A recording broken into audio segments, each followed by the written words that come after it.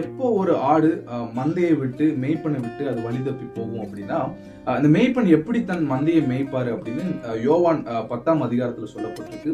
அவர் ஆடுகளை எல்லாம் அவர் மந்தையிலிருந்து வெளியே கொண்டு வந்து அவர் ஆடுகளுக்கு முன்னாக அவர் போவார் அப்படின்னு நம்ம வாசிக்கிறோம். அப்போ இந்த ஆடுகள் எல்லாம் அந்த மேய்ப்பனுக்கு பின்னாக அவரை ஃபாலோ பண்ணிட்டு போகும். எப்படின்னா அவருடைய சத்தத்தை கேட்டு அது அவரை பின்தொடர்ந்து போய்கொண்டே இருக்கும். அப்போ எப்போ ஒரு ஆடு வழி தவறும் அப்படின்னா, எப்போ அந்த ஆட்டிற்கும் அந்த மேய்ப்பனுக்கும் இருக்கிற இடைவெளி அந்த தூரம் அதிகமாகிறதோ அப்பொழுது மேய்ப்பனுடைய சத்தம் அந்த ஆட்டுக்கு தெளிவாக கேட்காது.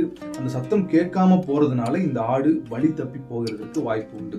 அப்போ நம்ம எப்போ வழி தப்புவோம் அப்படின்னா, எப்போ நம்ம ஆண்டவருடைய சத்தத்தை கேட்க நம்ம நிறுத்துறோமோ, எப்போ ஆண்டவருடைய வார்த்தை நமக்கு ஒரு இன்ட்ரெஸ்ட் இல்லாம அது நமக்கு ஒரு போரிங்கா மாறுதோ, அப்போ நம்ம புரிஞ்சுக்கணும் நம்ம வழி தப்ப ஆரம்பிக்கிறோம் அப்படின்னு அர்த்தம். எப்போ நம்ம மெசேஜ் கேட்கறத ஸ்டாப் பண்றோமோ, எப்போ பைபிள் படிக்கிறத நம்ம நிறுத்துறோமோ, நம்ம வழி தப்ப ஆரம்பிச்சிட்டோம் அப்படின்னு அர்த்தம்.